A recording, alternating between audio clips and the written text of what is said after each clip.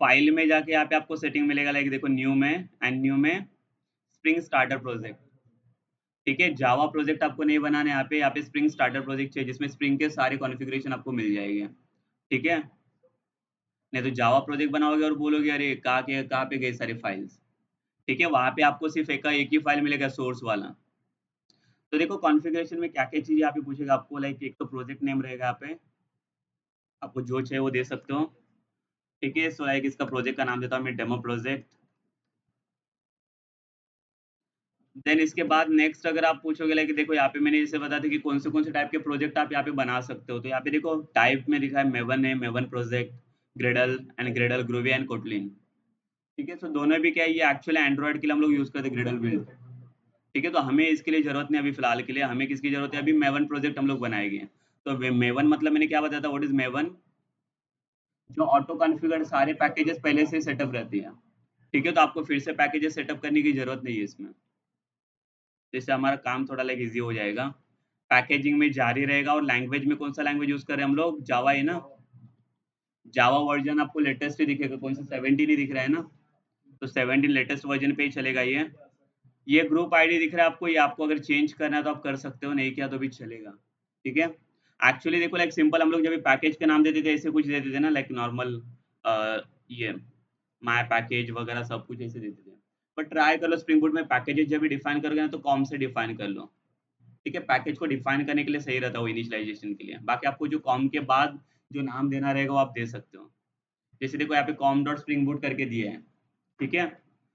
Next artefact मतलब क्या होता है, this is your project name ना, तो आपको प्रोजेक्ट नेम आपको अगर चेंज करना रहेगा तो कर सकते हो। देखो यहाँ पे जो आप दोगे वही यहाँ पे नाम दिखेगा आपको। वर्ज़न पे कुछ हाथ नहीं लगाना है यहाँ पे स्नैपशॉट पे। नेक्स्ट अगर डिस्क्रिप्शन पे आओगे तो डिस्क्रिप्शंस आपको जो चाहिए वो दे सकते हो यहाँ पे। ठीक है? ये मैटर नहीं करेगा आपके प्रोजेक्ट के अंदर कि क्या कहाँ पे क्या कर रहे हो। और उसके बाद पैकेज नेम, ये वाला। चेंज करना है कर सकते हो, नहीं किया तो भी चलेगा, बाय डिफ़ॉल्ट पैकेज यूज़ कर लो, या तो आप अपना खुद का पैकेज भी बना सकते हो यहाँ पे। ये यूज़र डिफाइंड पैकेज है, बिल्ट इन नहीं है। ठीक है? तो अगर मुझे अपना खुद का पैकेज बनाना रहेगा स्प्रिंग बूट के अंदर, माय ऐप करके बना दिया मैंने। देन इसके बाद आपको कहाँ पे जाना है, नेक्स्ट पे। नेक्स्ट क्लिक करने के बाद यहाँ पे देखो आपको वर्ज़न मिलेगा, स्प्रिंग बूट वर्ज़न दिख रहा है यहाँ पे? कौन-सा वर्ज़न इसने सिलेक्ट किया है? 3.0.0 ना? सो देखो जो सिलेक्टेड वर्ज़न है ये स्टेबल वर्ज़न है, तो इसके अंदर आपको कुछ करने की ज़रूरत नहीं है। वहाँ पे देखो और भी वर्ज़न्स आपको दिख रहे हैं, 3.0.1, 2.7.7 एंड 2.7.6। इंटर में जाने के बाद आपको ये क्वेश्चन, सबसे फर्स्ट क्वेश्चन ये रहता है आपका, in which version you are working on in your project. तो आपको पता होना चाहिए, हम लोगों को लाइक एक्चुअली वही पता नहीं होता है कि हम लोग कौन से वर्ज़न पे काम कर रहे हैं, तो वहाँ से आपको वो लोग निकाल देंगे इंटरव्यू से। हाँ, जावा में लाइक नहीं, जावा में मोस्टली नहीं पूछेगा, बट स्प्रिंग बूट में पूछते हैं वो लोग, कि आप कौन से वर्ज़न पे काम कर रहे हो, तो आपको पता होना चाहिए कौन से वर्ज़न पे आप लाइक प्रोजेक्ट वर्किंग कर रहे हो। ठीक है? तो हमारा लाइक अभी मैं फिलहाल गए 3.0.0, तो जैसे आप वर्ज़न बताओगे ना, तो वर्ज़न के फीचर्स पूछेंगे वो लोग कि क्या-क्या फीचर्स आप यहाँ पे अप्लाई कर सकते हो ये वर्ज़न पे। समझे? वो डिपेंड करेगा आपके स्प्रिंग बूट के ऊपर जो हम लोग लाइक यूज़ करेंगे इसके अंदर। इसके बाद नेक्स्ट देखो यहाँ पे क्या पूछ रहा है ये, एनोटेशंस के लिए। ये डिपेंडेंसीज़ होता है। डिपेंडेंसीज़ मतलब मैंने क्या बोला था, जो पैकेजेज़ चाहिए रहते हैं कॉन्फ़िगर करने के लिए, प्रोजेक्ट को कॉन्फ़िगर करने के लिए, वो सारे पैकेजेज़ आपको यहाँ से मिल जाएँगे। कहाँ से आपको एक्सटर्नल डाउनलोड करने की ज़रूरत नहीं है यहाँ पे। तो यहाँ पे देखो सर्चिंग में फर्स्ट तो आपको लाइक वेब सर्विसेज़ लॉन्च करने के लिए, रेंडर करने के लिए, जो आपको सर्वर चाहिए टॉमकैट वाला, वो प्रीडिफाइन आपको मिलेगा कि कौन से सर्विस के अंदर, स्प्रिंग वेब। तो यहाँ पे अगर आप सर्च करोगे, देखो लाइक मैं सर्च करता हूँ यहाँ पे स्प्रिंग वेब करके सर्च करता हूँ, तो देखो यहाँ पे मिल जाएगा। इवन अगर लाइक आपने वेब भी सर्च किया तो भी आपको मिलना चाहिए, देखो ये वेब पे भी मिल जाएगा। ये देखो नीचे स्प्रिंग वेब करके, ये डिपेंडेंसी हमें चाहिए, इसके अंदर आपको Tomcat server built in configure करके मिल जाएगा। ठीक है? तो हमें फिर से सर्वर डाउनलोड करने की ज़रूरत नहीं है। सर्वर क्यों चाहिए हमें टॉमकैट सर्वर? वेब ऐप के लिए ना, बिकॉज़ अभी हम लोग कंसोल एप्लीकेशन नहीं, वेबसाइट एप्लीकेशन बनाने जा रहे हैं, और वेबसाइट को लॉन्च करने के लिए आपको सर्वर चाहिए, तो हम लोग यहाँ पे टॉमकैट यूज़ करते हैं। लास्ट टाइम एक लिस्ट में आपको दिखा रहा था कि एक्सटर्नल सर्वर कैसे डाउनलोड और इंस्टॉल करना था, बट वो डबल-डबल काम होता है उसके अंदर, कहाँ पे होता है कुछ-कुछ इंस्टॉलेशन में प्रॉब्लम आता है। तो स प्रॉब्लम क्या रहेगा इसमें, अगर डिपेंडेंसी यूज़ करोगे तो इसमें आपको एक्सटर्नली कुछ कॉन्फ़िगरेशन करने की ज़रूरत नहीं है। ठीक है? तो यहाँ पे स्प्रिंग बूट में स्प्रिंग वेब मैंने सेलेक्ट किया, एंड देन यहाँ पे और जितने भी चाहिए डिपेंडेंसी आप यहाँ से ऐड कर सकते हो। देखो यहाँ पे राइट साइड में दिखा रहे हैं सिलेक्टेड में। जैसे मैंने बोला था जेपीए वगैरह आता है, जावा पर्सिस्टेंस एप्लीकेशन इसे ऐड मत कर लो अभी। ये किसके लिए, डेटाबेस पर्पस के लिए होता है, जहाँ पे आप हाइबरनेट के साथ कॉन्फ़िगरेशन करना मतलब सीख लोगे यहाँ पे, कि हाइबरनेट का डेटाबेस यहाँ पे कैसे यूज़ होता है। बिकॉज़ कैसे होता है, जो जेडीबीसी कनेक्शंस आपने देखा है, जेडीबीसी में कितने सारे स्टेप्स आपको लिखने पड़ते हैं। वो कनेक्शन लिखो, ट्रैवल क्लास लोड करो, इतने सारे स्टेप्स हमें नहीं करने हैं। ठीक है? बिकॉज़ हम लोग डायरेक्टली थ्रेड रिपॉज़िटरी यहाँ से यूज़ करेंगे स्प्रिंग बूट का। बिकॉज़ सारे कॉन्फ़िगरेशन ऐसे सेटअप करके रखे तो मुझे फिर से कुछ लगा, यहाँ पे कोड लिखने की ज़रूरत है नहीं ज़्यादा। समझा? तो जेपी आपको यहाँ पे हेल्प करेगा डेटाबेस के साथ कम्युनिकेट करने के लिए। हाइबरनेट, ये हाइबरनेट का लाइक पैकेज है, इसका जेपी है। तो अभी फिलहाल के लिए मैं इसको यूज़ नहीं कर रहा बिकॉज़ मुझे कुछ काम का है नहीं अभी। अभी हम लोग डायरेक्टली डेटाबेस के ऊपर काम नहीं करेंगे। देन डेटाबेस के लिए मायस्क्यूएल यूज़ करना है because most of the company अभी लाइक मायस्क्यूएल यूज़ करते हैं। बट इवन अगर जावा पे जाओगे तो जावा पे ओरेकल भी डेटाबेस यूज़ करते हैं। करेक्ट ना? बट मैक्सिमम कंपनीज़ के अंदर अगर आप देखोगे तो मायस्क्यूएल दिखेगा आपको। तो मायस्क्यूएल के साथ वो लोग कौन-सा वर्ज़न कौन-सा सॉफ्टवेयर यूज़ करते हैं पता है? जहाँ पे डेटाबेस को कहाँ से आप मैनेज कर सकते हो।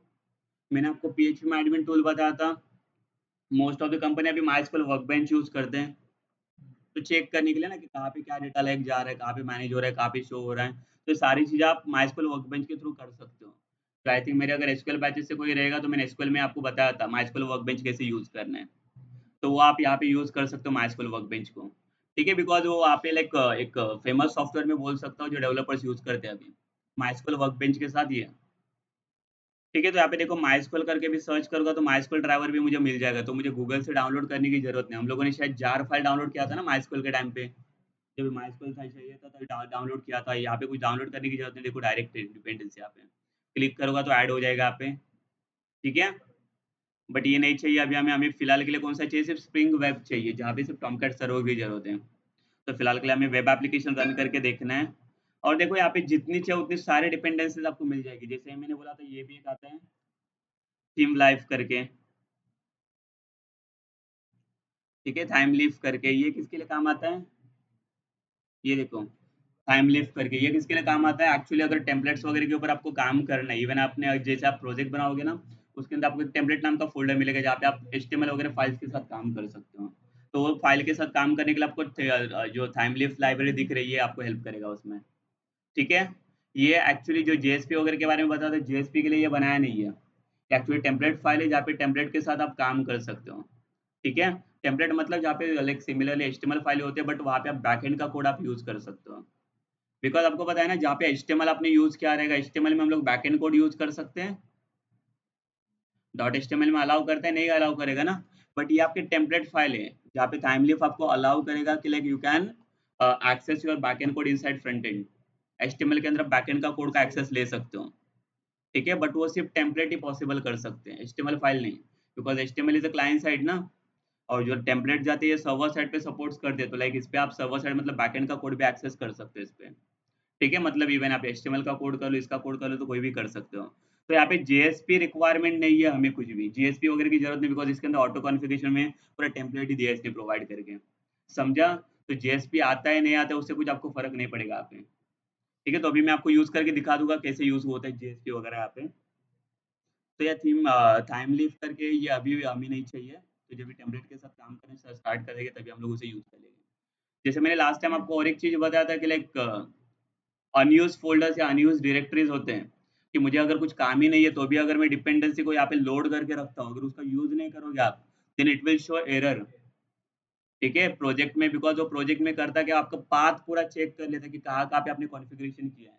तो जितने भी आप पाथ मतलब जितने पैकेजेज़ आप यहाँ पे अटैच करोगे ना लाइक डिपेंडेंसी में, तो सारे पैकेजेज़ को ये स्कैन करेगा वहाँ पे प्रोजेक्ट में। तो अनयूज़ वाले कोई भी डिपेंडेंसी आपको यहाँ पे यूज़ नहीं करनी है। अगर आपको चाहिए रहेगी तो एक्सटर्नली हम लोग यहाँ पे ऐड कर सकते हैं। ठीक है? तो फिलहाल के लिए स्प्रिंग वेब तो कॉमन रहेगा जो स्टार्टर प्रोजेक्ट के लिए आपको चाहिए। देन यहाँ पे नेक्स्ट करता हूँ मैं देखो, ठीक है? और यहाँ पे कुछ मत करो और यहाँ पे फिनिश कर लो। फिनिश होने के बाद डायरेक्टली स्टॉप मत कर लो, आपका इंटरनेट लाइक ऑन होना चाहिए। देखो यहाँ पे कुछ प्रोजेक्ट के लिए कंपोनेंट्स आपके लिए कॉन्फ़िगर हो रहे हैं यहाँ पे, इंपोर्ट हो रहे हैं, तो आप लाइक थोड़ा वेट कर लो। देखो अगर यहाँ पे मैं डेमो प्रोजेक्ट मेरा ओपन करता हूँ तो सारे पैकेजेस नहीं दिखेगा मुझे, दिख रहे हैं? इतने फाइल्स आ गए हैं। तो देखो जब तक आपको वेट करना है जब तक ये इंस्टॉल नहीं हो रहा है प्रॉपर। ये सारे पैकेजेस को आपको इंपोर्ट करके दे रहे हैं। ठीक है? समझा प्रोजेक्ट कैसे बनाना है? तो वेट कर लो, देखो इसमें और फाइल्स मिलेगी आपको। सिर्फ इंस्टॉलेशन के टाइम पे जब भी लाइक पैकेजेस आप इंपोर्ट करोगे तभी सिर्फ इंटरनेट को ऑन रखो। ठीक है, इंटरनेट की तभी जरूरत पड़ेगी आपको, अदरवाइज पैकेजेस आपके करप्ट हो जाएंगे बीच में से।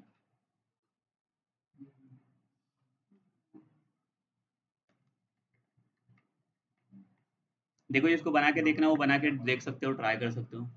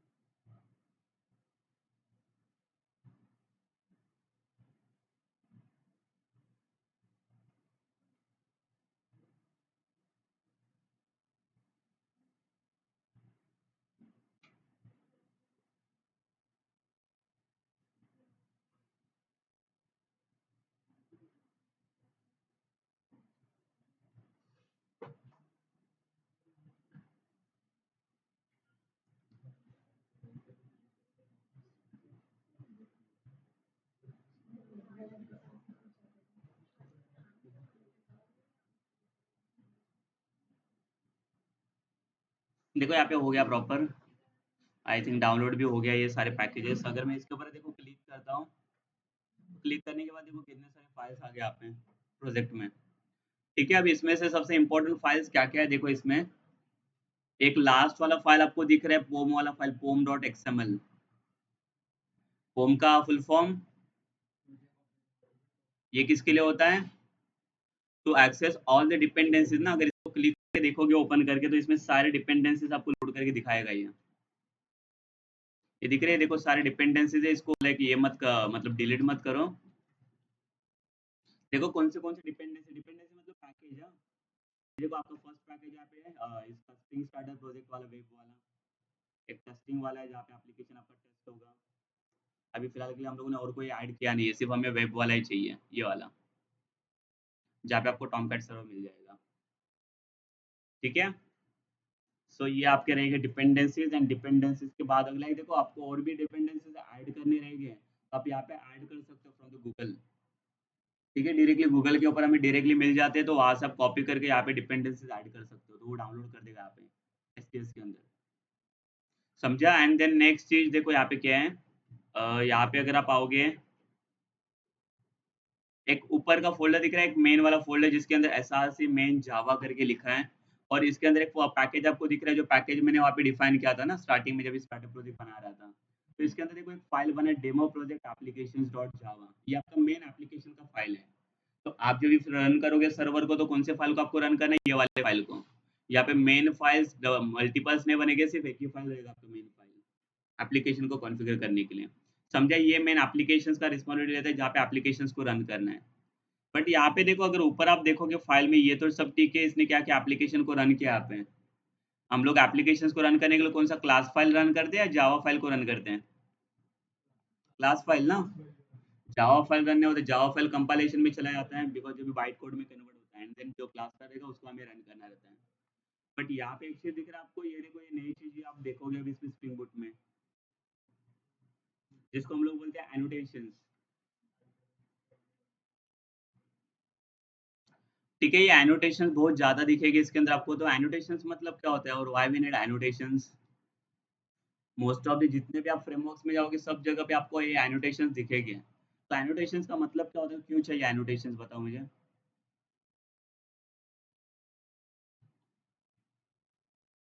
यस, क्या रीजन है एनोटेशंस का।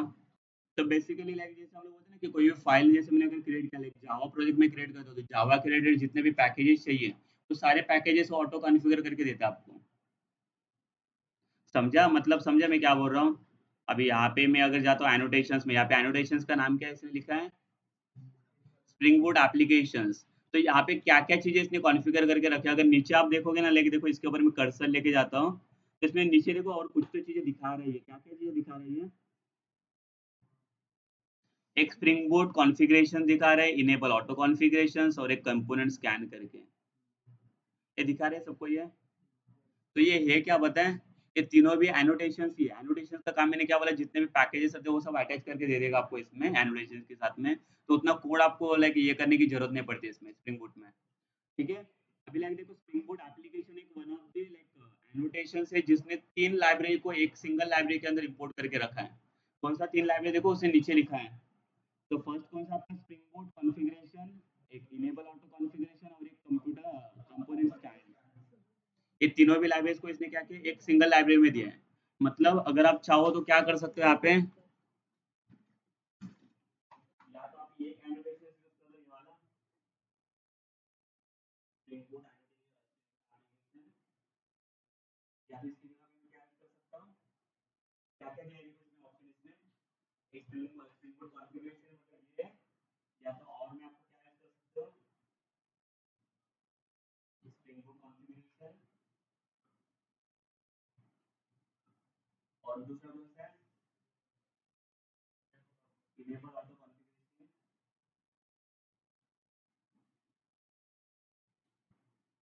और थर्ड मिलेगा आपको कंपोनेंट स्कैन वाला। देखो तीनों में एनोटेशन है, स्प्रिंग बूट कॉन्फ़िगरेशन का काम क्या होता है, जितने भी कॉन्फ़िगरेशन आपने किए स्प्रिंग बूट में, जैसे सर्वर वगैरह हो गया, तो वो सारी कॉन्फ़िगरेशन आपको देगा एक्सेस करके। ऑटो कॉन्फ़िगरेशन मतलब क्या होगा, जैसे मैंने बोला था कि अगर आप लोग स्प्रिंग की बात करते हैं, spring spring and spring boot में मैंने क्या डिफरेंस बताया था। स्प्रिंग एक मेन मॉडल है जिसके अंदर एक सब मॉडल है, एक छोटा मॉडल है, दोस्तों हम लोग स्प्रिंग बूट बोलते हैं। स्प्रिंग बूट कितना मॉडल है, स्प्रिंग का ये मॉडल है, छोटा सा मॉडल है। ठीक है, तो यहाँ पे इनेबल ऑटो कॉन्फ़िगरेशन मतलब क्या होता है, जब भी अगर स्प्रिंग कम्युनिटी के साथ अगर आप काम करना स्टार्ट कर दोगे ना, तो इसमें कॉन्फ़िगरेशन आपको करनी पड़ती है। जितने भी कॉन्फ़िगरेशंस रहेंगे ना, इसमें कॉन्फ़िगरेशन आपको मैन्युअल करने पड़ते हैं। पर वही सेम चीज़ अगर आप स्प्रिंग बूट में देखोगे तो उसमें क्या किया था, कॉन्फ़िगरेशन को निकाल दिया, सारे कहाँ से मिलते हैं आपको, ऑटो कॉन्फ़िगरेशन से मिल जाते हैं। तो इसको भी आपको क्या करना रहता है, इनेबल करना रहता है। तो इनेबल करने के बाद जितने भी कॉन्फ़िगरेशन है सब ऑटोमेटिक आपको मिल जाएगा, आपको कुछ करने की जरूरत नहीं है। समझे, ये काम आपका आसान हो गया है। कंपोनेंट स्कैन मतलब जितने भी क्लास फाइल यूज कर रहे हो, इंटरफेस यूज कर रहे हो, पैकेजेस यूज कर रहे हो, उसको भी स्कैन करना पड़ेगा। या फिर क्या चीजें कहाँ से इंटरफेस डिफाइन हो रहा है, कहाँ से कौन सा क्लास डिफाइन हो रहा है, तो कंपोनेंट स्कैन करेगा। तीनों भी चीजों का एक्सेस देने का काम ये एक लाइब्रेरी कर रहा है। या तो आप तीनों लिख लो या तीन लिख लो, क्या मैं करें, ठीक है। कोड बढ़ाना नहीं है हमें, अगर अच्छा हो तो ये भी लिख सकते हैं इसके जगह पे, वो भी चलेगा। ठीक है, बट उसके लिए तीन तीन एनोटेशन दे देंगे, इसलिए सिर्फ एक ही एनोटेशन दे रहा है स्क्रीन पे एप्लीकेशन। समझे ये। तो ये आपका फाइल रन करने के पहले आपका ये एनोटेशन फाइल रहेगा। देखो इसमें बहुत सारे एनोटेशंस आपको मिलने वाले हैं। सेकंड फोल्डर में अगर आप आओगे तो सेकंड फोल्डर में देखो क्या क्या चीजें दी है इसने। एक स्टैटिक वाला फोल्डर दिख रहा है आपको, स्टैटिक किसके लिए मैंने बोला था, अगर कुछ इमेजेस वगैरह को एक्सेस देना आपको तो इमेजेस वगैरह आप यहाँ पे ऐड कर सकते हो। बिकॉज एचटीएमएल में आपने देखा है ना, फ्रंट एंड फाइल पे आप इमेजेस वगैरह ऐड कर सकते हो, डिजाइनिंग बनाए तो इमेजेस वगैरह चाहिए तो ये सब यहाँ पे आ जाएगी आपकी स्टैटिक फाइल में। टेम्पलेट जो दिख रहे हैं, टेम्पलेट डिपेंडेंसी, जब आप वो यूज करोगे तभी आपको ये टेम्पलेट्स की जरूरत पड़ेगी, अभी फिलहाल के लिए उसका कुछ यूज नहीं है हमें। देन सबसे इंपॉर्टेंट फाइल एक एप्लीकेशंस डॉट प्रॉपर्टीज फाइल। आपके जितने भी कॉन्फ़िगरेशन है एप्लीकेशन के, सारे कॉन्फ़िगरेशन इसके अंदर रहेंगे। सब ऑटो कॉन्फ़िगर सब सेट करके रखो। और इसका कॉन्फ़िगरेशन होता कैसे पता है, इसका कॉन्फ़िगरेशन का सेटअप होना है इन फॉर्म ऑफ की एंड वैल्यू। हां, डिक्शनरी के हिसाब से। ठीक है, की एंड वैल्यू फॉर्मेट में रहेगा। की मतलब मैं डिफाइन करूंगा कि किसका कॉन्फ़िगरेशन है और उसका वैल्यू क्या रहेगा। अगर मैं इसका सर्वर भी डिफाइन करना रहेगा ना, यहाँ पे जैसे हम लोग ये यूज करते हैं, कौन सा ट्रैवल क्लास डिफाइन करेंगे, क्लास डॉट नेम, उसका सर्वर नेम था ना, क्या सर्वर नेम था उसका, ट्रैवल क्लास का नाम क्या था उसका, form dot MySQL dot JDBC dot travel ना, और ये अपडेटेड वाला पे जेसी सीजे सीजे डॉट जेडीबीसी डॉट ट्रैवल, ये था ना, ये अपडेटेड था उसका लाइक ट्रैवल क्लास था। तो ये आपका वैल्यू रहेगा, अगर मुझे ये लोड करना रहेगा तो ये आपका वैल्यू रहेगा। और ये किसके अंदर स्टोर रहेगा, मतलब यहाँ पे आपका जो की रहेगा, मतलब ट्रैवल क्लास का की रहेगा, ये आपको स्क्रीन पे प्रोवाइड करके देगा। समझा। बट ये सारे कॉन्फ़िगरेशन आपको किसके लिए ठीक है। बट एक्चुअली अगर मैं बात करता हूँ इसकी, अगर सेम आपको कनेक्टिविटी करना है तो कनेक्टिविटी के लिए अगर आपको जाना रहेगा तो हैबलेट करके टूल है जहाँ हम लोग फॉर्म यूज करेंगे माइक्रो कनेक्टिविटी के लिए। देखो जेपीआई का यूज क्या है, जेपीआई को हम लोग क्या बोलते हैं, जावा पर्सिस्टेंस एपीआई है ना, जावा पर्सिस्टेंस एपीआई। तो पर्सिस्ट करना मतलब क्या होता है, व्हाट इज पर्सिस्ट, ये पर्सिस्ट का मतलब क्या होता है, कुछ लाइब्रेरी को पर्सिस्ट करना मतलब हमें जो चाहिए उस चीज़ को एक्सेस करना। ठीक है, तो हमें क्या चाहिए, इसके एपीआई यूज करके तो मुझे डेटाबेस को कॉन्फ़िगर करना है। तो डेटाबेस को कॉन्फ़िगर करने के लिए आपको यहाँ पे हाइबरनेट की हेल्प लगेगी। ठीक है, जरूरी नहीं कि आपको हाइबरनेट आना चाहिए, तो हम लोग यहाँ पे सीख जाएंगे कि हाइबरनेट के कॉन्फ़िगरेशन कैसे करते हैं, उसका क्या होता है, समझे ये। ठीक है, ये बाद में आएगा तभी मैं इसको डिफाइन करूंगा इसके बारे में क्या रहेगा वो। ये समझ में आ गया, एप्लीकेशन डॉट कॉन्फ़िगरेशन में जितने भी कॉन्फ़िगरेशन रहेगा एप्लीकेशन का सब यहाँ पे रहेगा आपके। इवन अगर लाइक आपको कोड भी डिफाइन करना है, कोड क्या होता है, कोड, कोड आप जब भी सर्वर लॉन्च करोगे, सर्वर लॉन्च करने के बाद कौन से पोर्ट पे शो करेगा, तो बताना पड़ेगा ना। लाइक वेबसाइट जब लॉन्च होता है बिकॉज़ हम लोग अभी लोकल होस्ट पे काम कर रहे हैं, तो लोकल होस्ट का पोर्टिंग क्या रहेगा हमारा, लोकल होस्ट। ठीक है, लोकल होस्ट का यूज करके अगर आप लाइक अगर सर्वर मतलब अपने साइट को लॉन्च करोगे गूगल पे, तो अपना सर्वर कोड दे देता है, करेक्ट ना। जहाँ पे आपने देखा है ऐसा मुझे नाम आता है xyz.com, तो हमें अभी हमारे पास ये नहीं है ना, हम लोग लॉन्च नहीं किया, हम लोग क्या यूज कर रहे हैं, लोकल होस्ट यूज कर रहे हैं। और लोकल होस्ट के बाद आपको कॉलम के बाद जाके आपको पोर्ट नंबर देना पड़ेगा। ये किसके लिए है, जहाँ पे एप्लीकेशन रन होने के बाद आपको चेक करना है, कैसे चेक करोगे आप, तो यहाँ पे आप चेक कर सकते हो। इवन जो लाइक आपने इसमें देखा था जेडीबीसी में, जेडीबीसी में हम लोगों ने देखा था कि डेटाबेस क्रिएट कैसे करना है, इंसर्ट कैसे करना है, अपडेट कैसे करना है, डिलीट कैसे करना है, ये सारी चीजें भी आपको स्प्रिंग बूट कॉन्फ़िगरेशन देने का प्रोवाइड करके जेपीई के थ्रू। इसके थ्रू हम लोग अभी सारे फ्रंट और ऑफिस में पढ़ूंगे, और फ्रंट में आपको कुछ भी कनेक्टिविटी भी कुछ करने की जरूरत नहीं है, बिकॉज इसका नाम भी है ना, इसके अंदर इसमें एक चीज दिया है जिसका नाम है जेपीए रिपोजिटरी। इसका काम क्या होता है, जेपीए रिपोजिटरी का एक पूरा क्लडी प्रोवाइड करके देता है आपको, फ्रंट सारे फंक्शन देता है। सेव वाला फंक्शन है जिससे आप इंसर्ट कर सकते हो, अपडेट के लिए अपडेट होता है, डिलीट के लिए डिलीट होता है, ये समझा। तो ये डायरेक्ट मिलेगा आपको, तो आपको अभी कुछ भी सिलेक्ट करने को, इंसर्ट करने को, वो सब करने की जरूरत नहीं है। आप सब अभी एपीआई के थ्रू ही काम करोगे, ये एपीआई यूज करके तो पूरा फ्रंट मिल जाएगा आपको। और ये फ्रंट को इम्प्लीमेंट करने के लिए या तो आप सर्वर पे भी देख सकते हो, और एल्स पोस्टमैन, जो पोस्टमैन वाला एप्लीकेशन बोला, तो मोस्ट ऑफ द जो डेवलपर्स हैं वो टेस्ट कहाँ पे करते हैं, एप्लीकेशन को पोस्टमैन पे टेस्ट करते हैं। आप किसके लिए स्पेशली वो पोस्टमैन एपीआई के लिए, जितने भी आप RESTful एपीआई बनाओगे, जो वो एपीआई को टेस्ट करने के हम लोग पोस्टमैन के ऊपर जाते हैं। ठीक है, तो वो भी दिखाऊंगा कि कैसे टेस्ट करना है आपको। तो आना चाहिए एक्चुअली क्या है, इंटरव्यू में हमें इंटरव्यू सबसे पहले क्वेश्चन आपको वही रहता है कि आपके एप्लीकेशन के एपीआई आप कैसे लोड करोगे, आप यूआरएल कैसे लोड करेंगे। ठीक है, हमें डेटा मुझे फेच कराएगा, डेटा इंसर्ट कराएगा तो कैसे करूँगा, बिकॉज़ यहाँ पे अलग-अलग फॉर्मेट का डेटा आपको मिल जाएगा पोस्टमैन के अंदर, जेएसएल फॉर्मेट में, एक्सएमएल फॉर्मेट में। ठीक है, तो हमें जैसे चाहिए वो फॉर्मेट में डेटा अपलोड कर सकते हैं उसको। तो देखेंगे हम लोग अभी माइस्क्यूएल के साथ काम करना स्टार्ट करेंगे। ये समझे, ये एप्लीकेशन और प्रॉपर्टीज तो पोर्ट में बदल रहा है ना सिस्टम। यहाँ पे जो पोर्ट रहेगा बाय डिफॉल्ट पोर्ट कितना क्या है इसका, 8080 है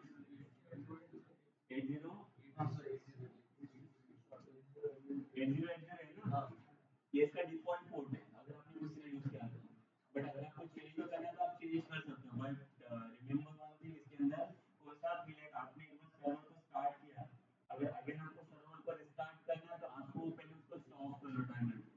अदरवाइज वो क्या शो करेगा आपको कि पहले से आपने सर्वर को यूज किया, तो फिर बार बार पोर्ट आपको चेंज करने की बोलेगा। ठीक है, तो ये आपको ध्यान देना है यहाँ पे, बिकॉज जैसे आपका सर्वर स्टार्ट हो जाएगा तो पता है ना, ये ऐसे कुछ रेड मोड में कुछ आता है, रेड साइन आता है स्टॉप करने के लिए, तो सर्वर को पहले स्टॉप कर लें फिर से लाइक आप रिस्टार्ट कर सकते हैं। बैकएंड में जितने भी सारी चीजें आप चेंजेस करोगे उसके लिए आप बोलोगे कि मैं आगे चेंज कर रहा हूँ, रिफ्रेश करके देखता हूँ, पीछे मिलेगा आपको, एप्लीकेशन को आपको रिस्टार्ट करना पड़ेगा। ठीक है, फ्रंट एंड में जितनी चीजें करोगे आप सेव करो रिफ्रेश करो वो मिल जाएगी, बट बैक एंड में जितनी भी चीजें आप लाइक एक्सेस करोगे उसके लिए आपको फिर से रिस्टार्ट करना पड़ेगा एप्लीकेशन। तो सारी चीजें वो क्या करेगा, आपको एक्सेस करके दे देगा इसमें।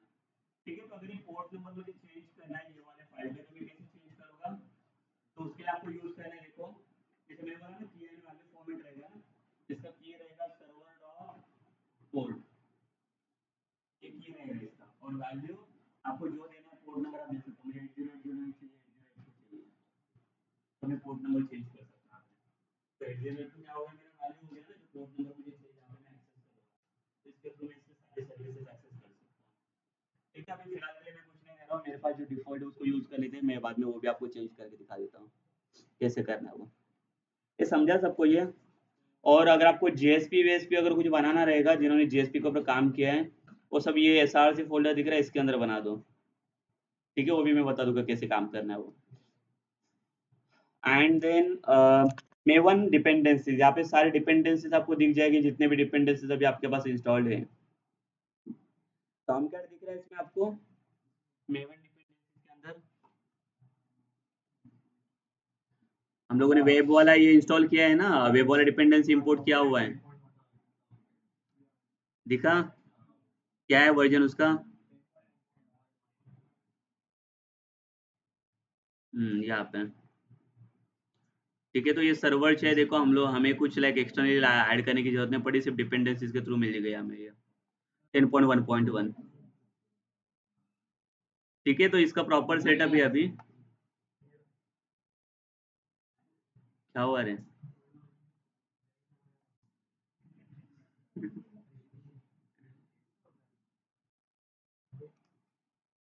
ठीक है, सो ये आपका फाइल है जहाँ पे ये क्लास फाइल पहले रन होगा, और इसके बाद में क्या करता हूँ, system dot out dot println में एक मैसेज देके रखता हूँ। ये वेब पेज पे नहीं जाएगा, ये यहाँ पे कंसोल पे डिस्प्ले करेगा एप्लीकेशन स्टार्टेड करके। ठीक है, तो एप्लीकेशन स्टार्ट होने के बाद नीचे आपको एटलीस्ट मैसेज तो दिख जाएगा कि आपका एप्लीकेशन स्टार्ट हुआ है। इसके लिए जरूरी नहीं है, सिर्फ अंडरस्टैंडिंग के लिए। सेव करो इसको, और देखो अगर यहाँ पे आपने देखा रहेगा, ये दिख रहा है आपको रेड मार्क वाला, इसका मतलब सर्वर मेरा ऑलरेडी स्टार्ट हो चुका है अभी। तो इसको मैं फिर से क्या करूँगा, पहले तो इसको स्टॉप करो। इससे पहले स्टॉप किया, देखो सर्वर को, अभी फिर से रिस्टार्ट अगर आपको करना है, यहाँ से आप डायरेक्ट रिस्टार्ट कर सकते हो सर्वर को।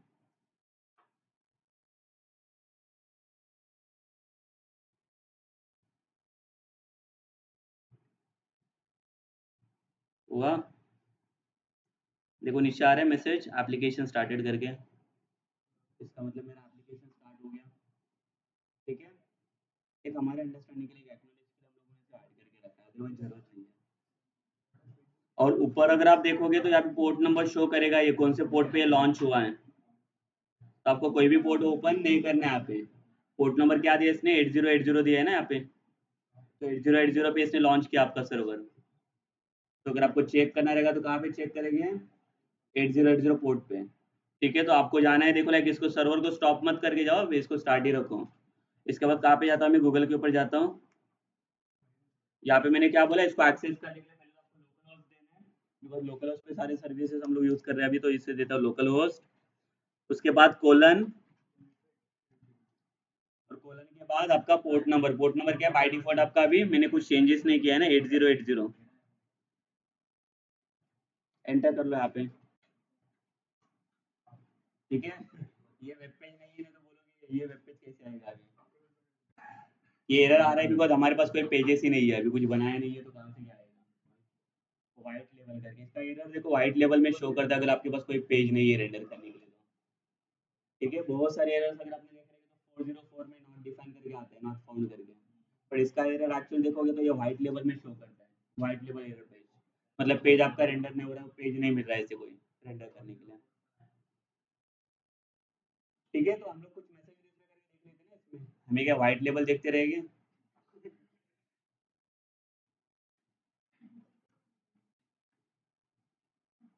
तो देखो अभी एप्लीकेशंस का कोड मुझे लिखना है, तो लिखो कहाँ पे, मैं जावा क्लास फाइल तो बना नहीं सकता ना इसके अंदर।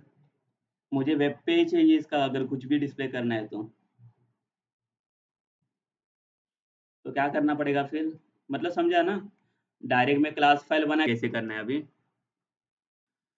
सो सबके पास ये वाला ये तो दिख रहा है ना पैकेज, जो हम लोगों ने अभी यहाँ पे बना के मिल गया था हमें, जिसके अंदर आपका मेन वाला फाइल है। उसके अंदर देखो एक राइट क्लिक करके मैं न्यू, और कौन सा फाइल बना देता हूँ यहाँ पे, क्लास फाइल। क्लास फाइल का नाम क्या देता हूँ मैं यहाँ पे, मेरा एक कंट्रोलर फाइल मुझे बनाना है ना, जहाँ पे जिसके थ्रू मुझे ये सारी चीजें करनी है, उसका नाम कुछ भी दे सकते हो आप। देखो मैं जैसे इसको टेस्ट कंट्रोलर क्लास का नाम दिया।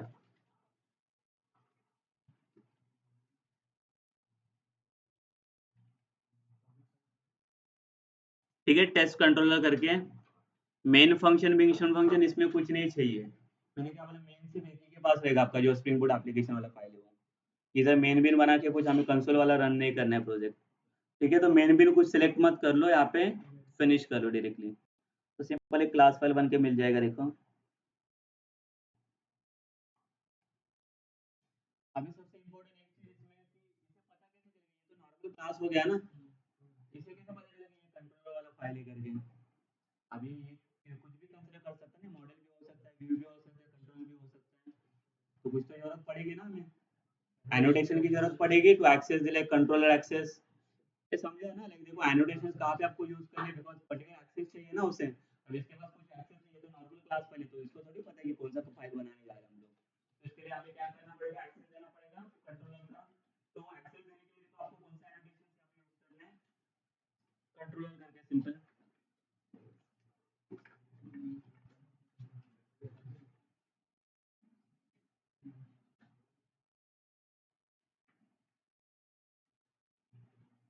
ठीक है, तो यहाँ पे देखो एनोटेशन आपका यूज होगा ये वाला कंट्रोलर से कैपिटल है। ये कहाँ पे आप यूज करेंगे, कहाँ पे कोई भी एनोटेशन यूज करने लगे, जिसको आपको एक्सेस देना है उसी के ऊपर रखा हुआ है। ठीक है, कौन से क्लास को मुझे एक्सेस देना है ना, टेस्ट कंट्रोल वाले फाइल को, तो ये एनोटेशंस में कहाँ पे रखा उसके ऊपर बराबर। देखो यहाँ से मेरा क्लास ऐड हो रहा है ना, तो इसके ऊपर मैंने रखा है कंट्रोलर ना, देखो कंट्रोलर का सी कैपिटल रहेगा। सो देखो यहाँ पे ये एरर शो कर रहा है, तो एरर शो क्यों कर रहा है, बिकॉज इसके पैकेजेस आपको इंपोर्ट्स करने पड़ेंगे। तो इंपोर्ट करने के लिए देखो ये लेफ्ट साइड में ये दिख रहा है आपको, इसके ऊपर क्लिक भी करोगे तो भी मिल जाएगा, अदरवाइज देखो यहाँ पे दिख रहा है। थोड़ा वेट करो, इसके लाइक एनोटेशंस लोड हो गया यहाँ पे।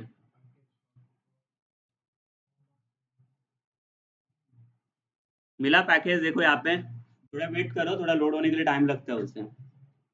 ठीक है, नहीं तो कुछ दिखेगा नहीं वैसे, अगर यहाँ पे आप एंटर भी करने जाओगे ना तो भी ये सजेशंस भी देता है।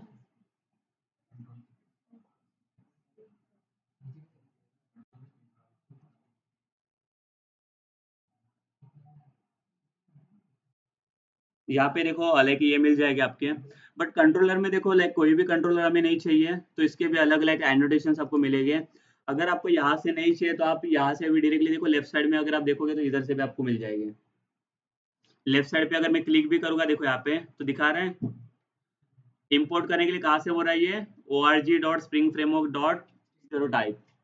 तो इसको डबल क्लिक करोगे तो ये इंपोर्ट हो जाएगा, देखो ऊपर इसका पैकेज मिल गया। देखो ये कंट्रोलर वाला एक्सेस, कंट्रोल वाला एक्सेस मिलने के बाद अभी मैं यहाँ पे कुछ फाइल्स को रेंडर कर सकता हूँ। ठीक है, अभी मुझे परमिशन मिले कंट्रोलर के थ्रू एक्सेस करने के लिए।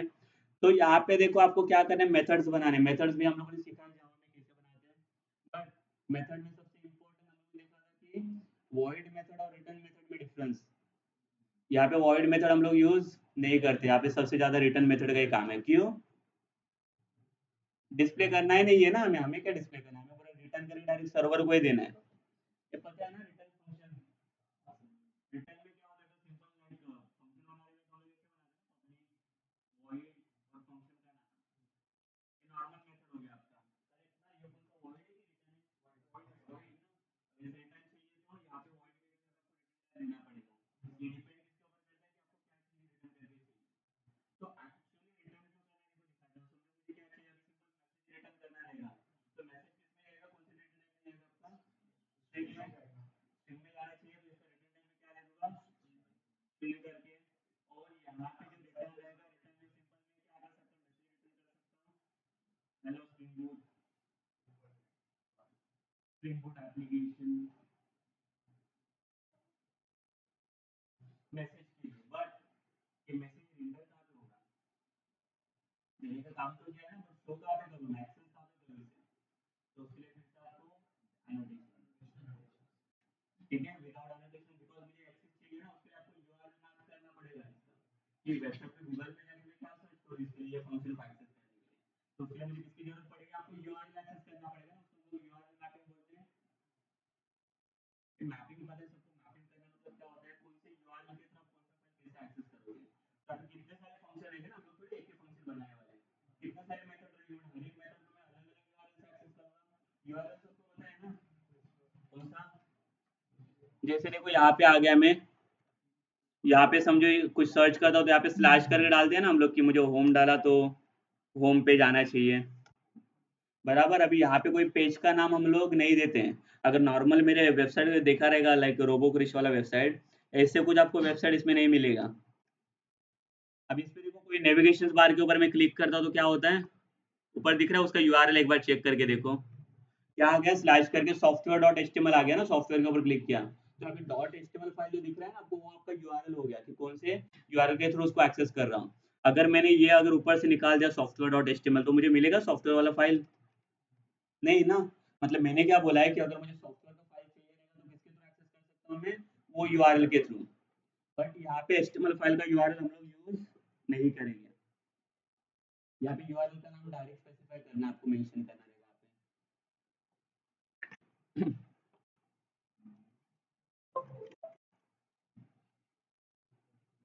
ये समझा ये यूआरएल की नहीं।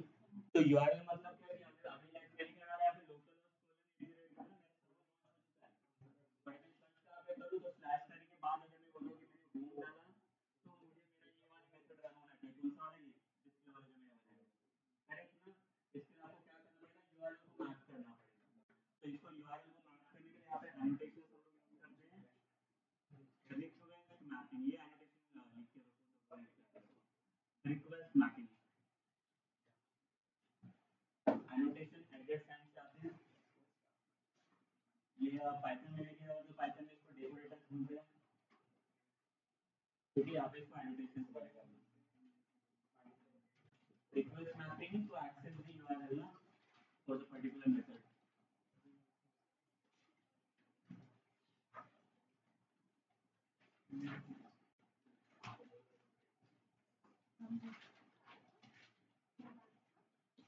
ठीक है लिखा, इसका जो ये करके रखो, पहले कंट्रोल वाला लिख के रखो, चाहिए तो डिस्क्रिप्शन लिख के रखो साथ में किसके लिए यूज आता है।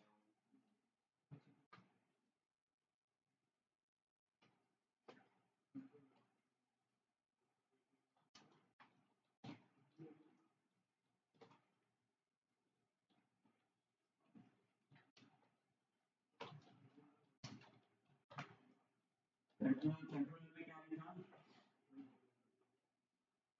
to give access of the controller file.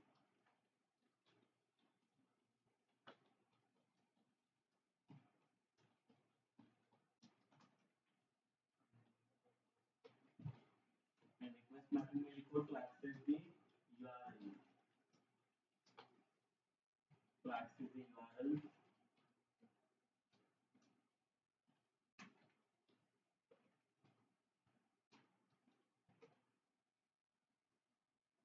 ठीक है, बट यूआरएल एक्सेस कैसे होगा, आपका मेथड के थ्रू होने वाला है, कौन सा मेथड कौन से यूआरएल पे रन होना चाहिए ये बताएगा आपको रिक्वेस्ट। समझा, नींद आ रहा है। ठीक है, इसमें थोड़ा लाइक स्टार्टिंग स्टार्टिंग में आपको बोर होगा, ये जो सारे लैंग्वेज आपको पहले समझने पड़ेंगे, पर बोर होके नहीं चलेगा, बोर होके तो सब कुछ बोर हो जाएगा फिर। ठीक है, वो स्प्रिंग बूट है, सब बोर हो जाएगा। ठीक है, स्टार्टिंग में इंटरेस्ट रखो इसमें, अभी इसमें तो कुछ किया ही नहीं है, आपको बहुत कुछ करना है। ठीक है, तो जावा में भी जैसे जावा में एक सिंगल फाइल बना के दो, उसमें कुछ नहीं था, चलो नहीं भी आया तो कल आके मैं फाइल रन कर दूंगा। इधर वैसे नहीं कर सकते, बहुत सारे कॉन्फ़िगरेशन करने पड़ेंगे। ठीक है, समझा क्या हो रहा है,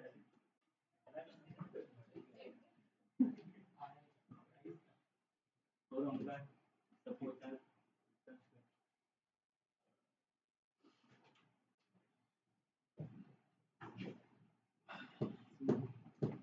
लिखा। रिक्वेस्ट मैपिंग को यूज कैसे करना है, देखो आपको ये रिक्वेस्ट मैपिंग ब्रैकेट में in single quote double quote में सिंगल कोट यूज करना, और यहाँ पे आपको क्या करना है, with using forward slash and your URL name.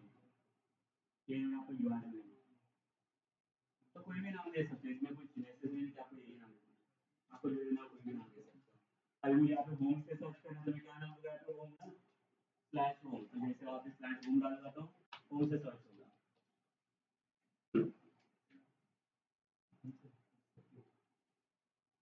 ठीक है, तो रिक्वेस्ट मैपिंग का ये सिंटैक्स रहेगा आपको यूज करने के लिए।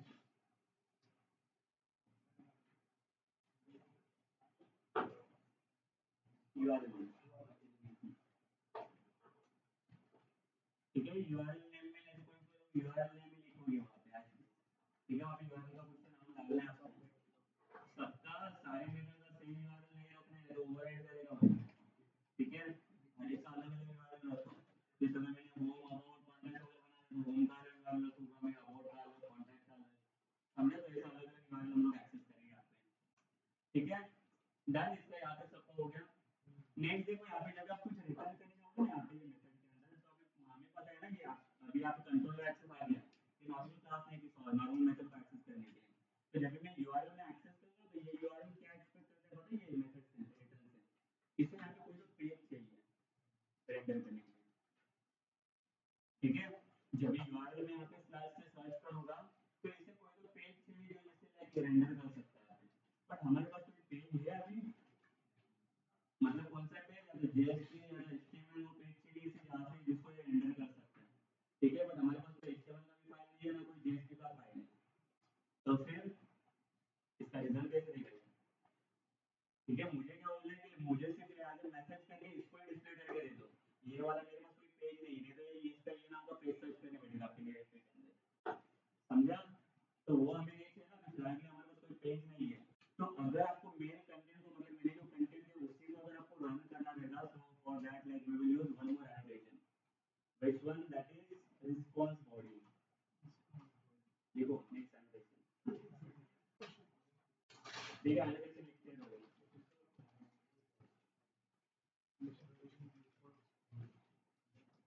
एप्लीकेशन रिस्पांस बॉडी, ये किसके लिए समझा, तो it will access only body sexual like functionality, तो यहाँ पे आपने जो डिफाइन किया है उतना ही पार्ट आपको रन करेगा, तो ये आपका नॉर्मल पेज करके कंसीडर नहीं करेगा, तो ये एनोटेशंस के लिए बोलना नहीं आपको, अगर ये आपको बॉडी अगर डालने की रिस्पॉन्स देना चाहिए, रिजल्ट में आपको ये चाहिए ना, तो ये बॉडी रिस्पॉन्ड करने के लिए आपको ये वाला एनिमेशन यूज करना पड़ेगा, रिस्पॉन्स बॉडी, बिकॉज़ वो वाला पेज हमारे पास कोई है नहीं, अगर आपको वहां पे कुछ पेज रेंडर करना है तो उसके लिए इसकी जरूरत पड़ेगी फिर रिस्पॉन्स बॉडी की, यस की जरूरत पड़ेगी इसकी, अगर मेरे पास कोई पेज है तो उसकी जरूरत है ही नहीं ना रिस्पॉन्स बॉडी की, मैं डायरेक्टली पेज को रेंडर कर सकता हूं, रिस्पॉन्स बॉडी का यूज करना है, आपके पास कोई पेज नहीं है कि वही उसके लिए बॉडी के लिए मैसेज है वही मुझे चाहिए रिस्पॉन्स में, ठीक है, तो रिस्पॉन्स बॉडी उसके लिए आपको हेल्प करेगा annotation to give the response from function itself, ठीक है, तो कोई भी एक पेज यहाँ पे सेटअप सर्च नहीं होगा, तो देखते हैं बना के एक हेलो तो मैसेज आना चाहिए इसमें एटलीस्ट,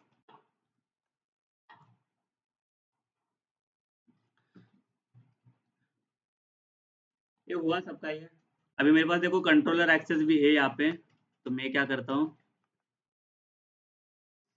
क्लास के अंदर तो आगे अभी हम लोग मेथड बना सकते हैं ना यहाँ पे, चलिए एक मेथड बना लेते हैं, मेथड का मैंने क्या बोला रिटर्न में करना है कुछ, तो मैसेज रिटर्न करना है तो उसका रिटर्न टाइप क्या रखेंगे, स्ट्रिंग ही रखना पड़ेगा बिकॉज मैसेज रिटर्न जा रहा है आपका स्ट्रिंग फॉर्मेट में जा रहा है, इसका रिटर्न टाइप क्या दिया मैंने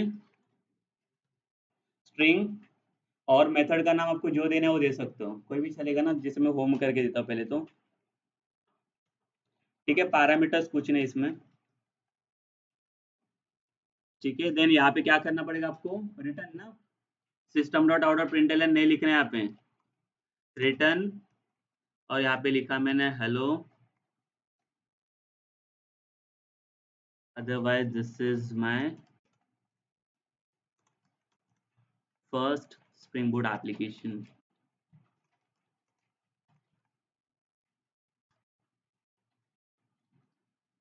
करेक्ट ना, तो ये आपका बॉडी हो गया अभी लाइक जो मुझे रिटर्न करना है, तो इसे रिटर्न करने के लिए हमें कौन सा एनोटेशन चाहिए बोला रिस्पॉन्स बॉडी, इसे रिटर्न करने के लिए इटसेल्फ, तो वो एनोटेशन आपको कहाँ पे यूज करना है, यहाँ पे यूज कर लो जो लाइक सारे मेथड के लिए काम करेगा, जो कंट्रोल वाला एनोटेशन दिख रहा है उसके नीचे बराबर आ जाओ, और यहाँ पे कौन सा एनोटेशन यूज कर रहा हूँ मैं,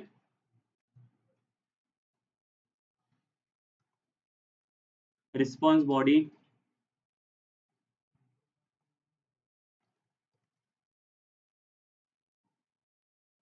मिला देखो यहाँ पे मिल रहा है org.springframework.web.bind.annotation।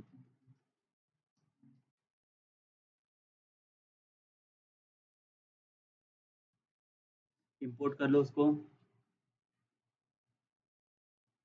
ठीक है, अगर स्पेलिंग मिस्टेक कहाँ पे हो रहा है तो आप हिंट ले लो उससे, बिकॉज लाइक सजेशंस वो देते हैं वहाँ पे, अगर सजेशंस वो लाइक लोड भी करते हैं, अदरवाइज कंट्रोल स्पेस कर लो तो उससे भी वो शो कर देगा यहाँ पे।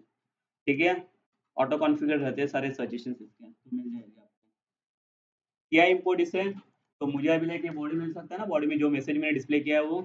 बट अभी क्या हुआ है, अभी और एक चीज बाकी है ना इसमें, यूआरएल।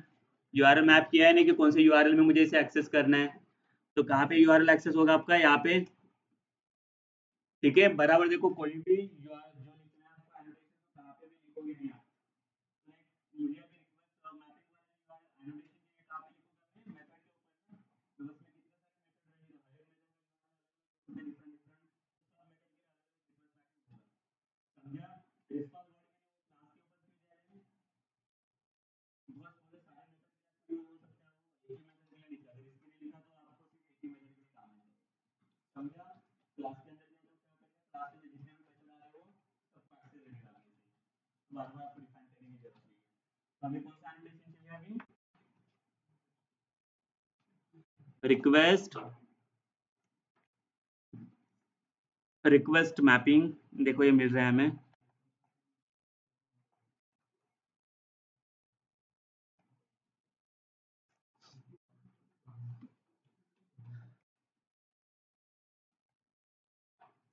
ठीक है, सेम देखो यहाँ पे यूआरएल ये स्पेसिफाई करना है हमें,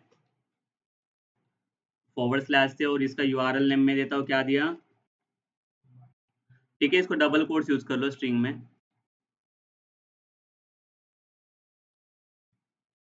ठीक है, सिंगल कोट यूज मत करो, डबल कोट यूज करो, स्ट्रिंग में ही आ रहा है आपका यूआरएल, फॉरवर्ड स्लैश, और आपको जो चाहे कोई भी नाम दे सकते हो, होम लिखने की जरूरत नहीं है, नहीं तो आप बोलोगे फंक्शन का नाम होम है इसके लिए होम लिखा मैंने। आपको हाँ, इसके अंदर क्या होता है, इधर user URL name, URL name, URL name, URL का नाम है, यहाँ पे user name password, login application पे पहुंच गए।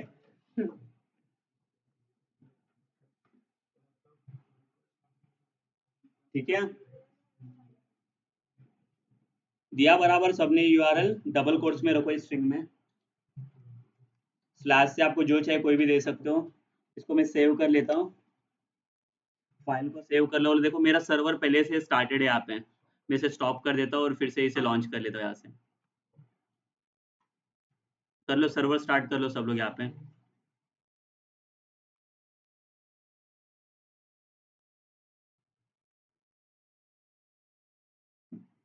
आ गया देखो एप्लीकेशन स्टार्टेड करके, जो हम लोगों ने मेन में मेथड दिया था। इसको ऐसे ही रखो, स्टॉप मत कर लो, और आ जाओ गूगल पे, जहाँ पे मैंने देखो यहाँ पे ये एक्सेस कर रहा था। नॉर्मल देखो, अगर लोकल होस्ट कोलन 8080 दे दूंगा तो इसमें कुछ नहीं आएगा, बट मैंने कौन सा यूआरएल दिया अभी आगे, स्लैश होम करके लिखता हूँ यहाँ पे और एंटर करता हूँ, तो देखो आ गया message, this is my first spring boot application. ठीक है, मतलब एक मैसेज के लिए भी इतना सब करना पड़ता है। इतने एनोटेशन के बाद आ गया। हाँ। ये समझा ये, तो अभी हम कितने सारे मेथड आप बना सकते हो यहाँ पे फिर, और मेथड बना के देख लो जरा वहाँ पे, तो रिक्वेस्ट मैपिंग आपका थोड़ा लाइक माइंड में फिट हो जाएगा। तो मैं क्या करता हूँ देखो, लाइक यहाँ पे और मेथड बना लेता हूँ, जैसे आपका होम वाला है ना, तो मुझे कॉन्टैक्ट के लिए चाहिए, ऐसे आएगा ना सेम, रिटर्न टाइप स्ट्रिंग देता हूँ, और एक कॉन्टैक्ट वाला बना दिया, अबाउट वाला जो बनाना है कोई भी बना दो, इसमें रिटर्न देता हूँ, this is my contact page. ठीक है, 2-3 बना के रखो, एक अबाउट के लिए दे दिया,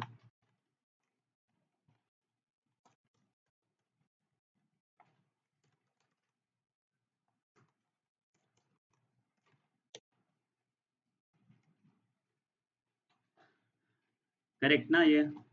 अभी हर एक को क्या करना पड़ेगा, रिक्वेस्ट मैपिंग देना पड़ेगा आपको, सबका यूआरएल अलग अलग होगा ना।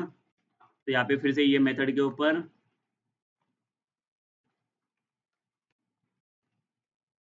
रिक्वेस्ट मैपिंग और इसका यूआरएल में देता हूँ स्लैश कॉन्टैक्ट ना, कॉन्टैक्ट करके देता हूँ।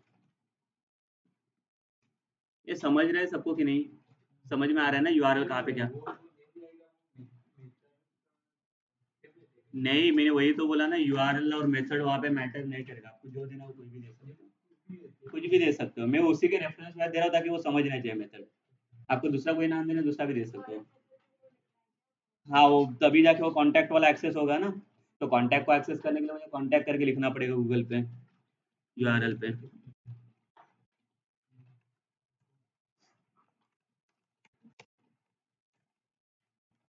यहाँ पे है मेरा अबाउट।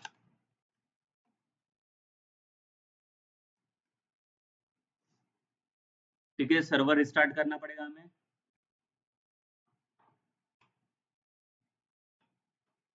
इसको एक बार रिफ्रेश करके देखो सर्वर को।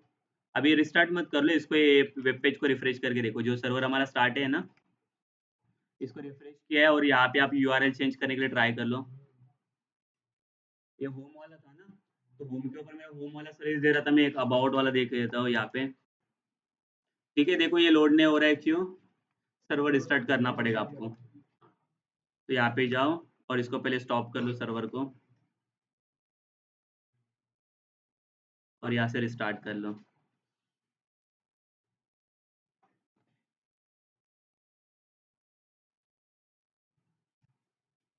हो गया देखो। सो अभी मिलना चाहिए मुझे, देखो मेरे पास 3-3 आ गए। ये अबाउट वाला भी आ गया ना। अगर मैं यूआरएल नाम कॉन्टैक्ट डाला यहाँ पे, तो कॉन्टैक्ट वाला भी है मेरे पास।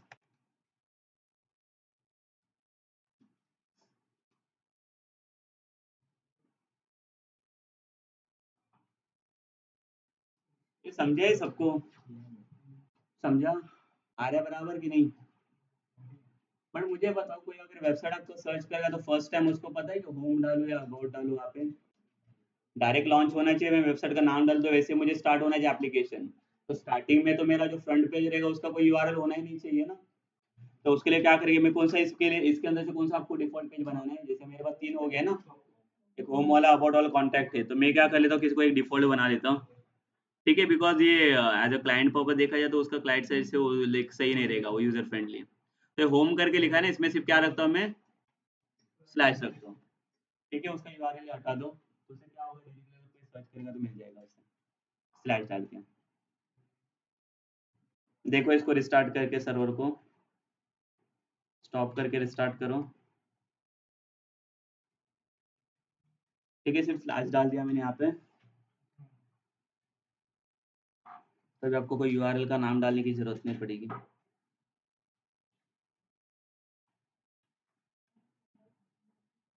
आ रहा है बराबर अभी? ठीक है, तो एक फ्रंट वाला पेज कोई तो रहेगा आपका, जिसे जो डायरेक्टली लोड होगा। और उसके ऊपर अगर आप चाहो तो वेबसाइट बना रहे हो तो नेविगेशन बार रहेगा ना अपना, जहाँ पे क्लिक करोगे तो साइड के वाइज क्या करेगा, वो हर एक यूआरएल को लोड करते जाएगा। तो आप बना सकते हो बाद में वो। ये समझ रहे हैं सबको कि नहीं है?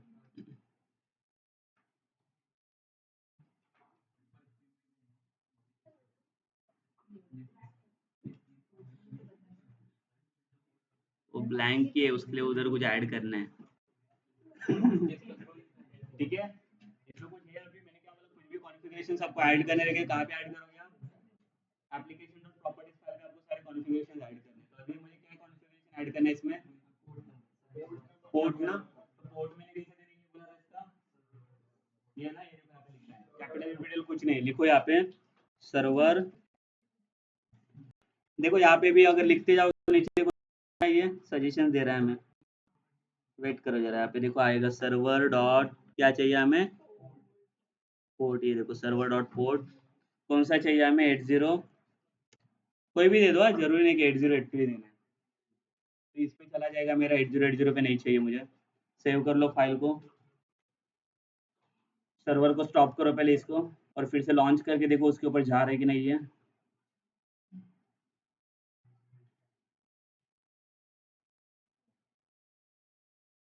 8085 तो क्या माइक्रो प्रोसेसर बना रहे हो?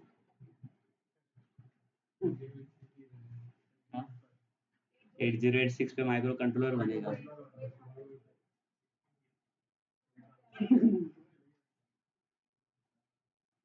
देखो हुआ ये लॉन्च बराबर।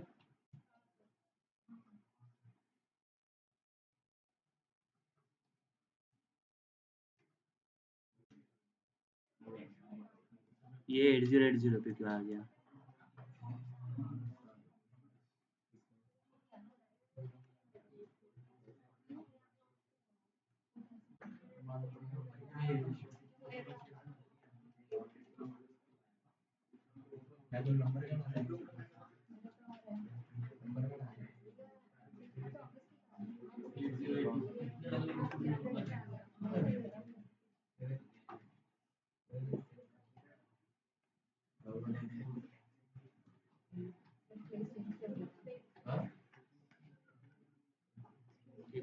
क्या आपका चेंज हो गया कि नहीं?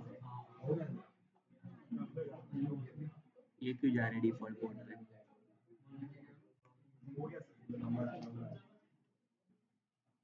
ये डिफॉल्ट पोर्ट है ना।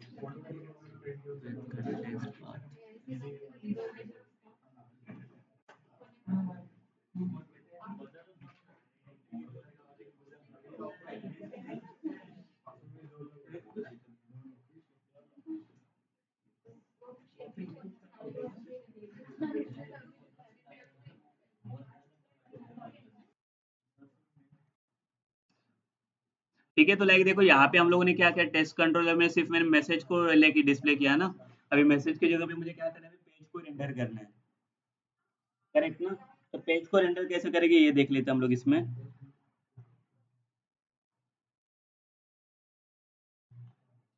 ये समझा ना, मतलब जेएस पे बिल्ट इन है तो आप जेएसपी को एक्सेस नहीं कर सकते यहाँ पे।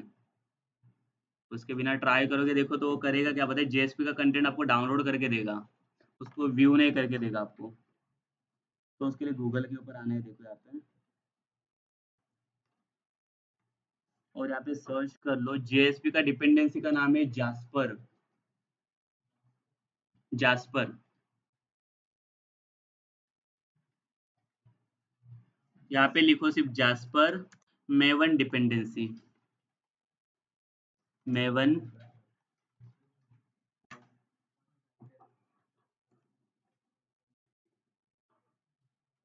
मिला?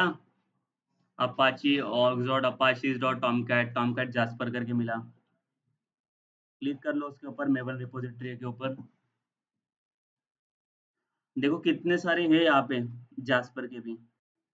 वर्जन वाइज डिपेंड करेगा, तो आपको कौन सा वर्जन लेना है इसमें से?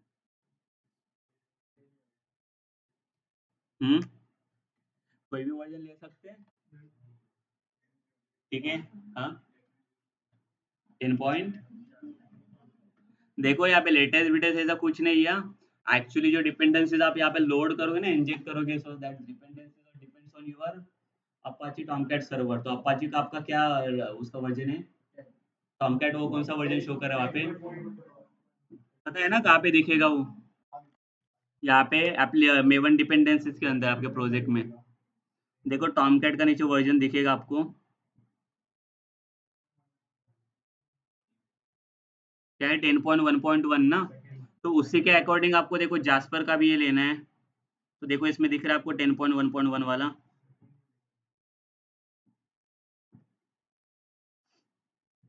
ठीक है, ये 10.1.2 है। चांसेस कम है इसको एक्सेस लेने का, तो मैं क्यों कौन सा लेता हूँ? 1.0 ले लो तो भी चलेगा ना, कम एक्सेस वाला। ठीक है, या तो 1.1 लेते हैं हम लोग। 1.1 के ऊपर क्लिक कर लो, 10.1.1 सेकेंड वाला दिख रहा है क्या? क्लिक। तो यहाँ पे कुछ आ गया, देखो ये डिपेंडेंसी आ गया अपाची टॉमकैट। ये डिपेंडेंसी को कॉपी कर लो यहाँ से। देखो सिलेक्ट करने के बाद डायरेक्ट कॉपी हो जाता है। हुआ कॉपी? कॉपी करने के बाद ये डिपेंडेंसी का फाइल कहाँ पे है आपका?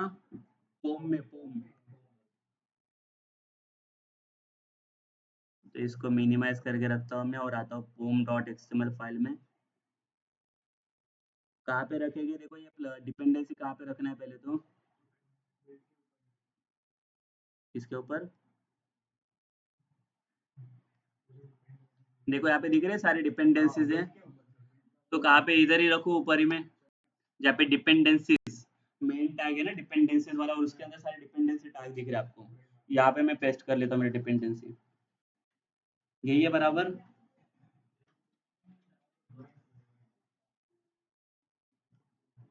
क्या? जैसे सेव करोगे तो नीचे देखो उसके कंपोनेंट्स डाउनलोड हो जाएंगे। कंट्रोल एस कर लो तो देखो ये डाउनलोडिंग करना स्टार्ट कर देगा। बिल्डिंग दिख रहा है नीचे। कैंसिल मत करो उसे।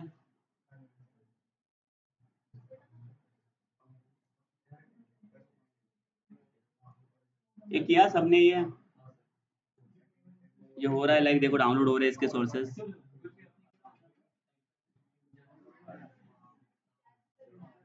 गूगल पे डालो जास्विन। अरे, अरे जास्पर, जास्पर। अरे क्या है जास्मिन विस्मिन क्या है?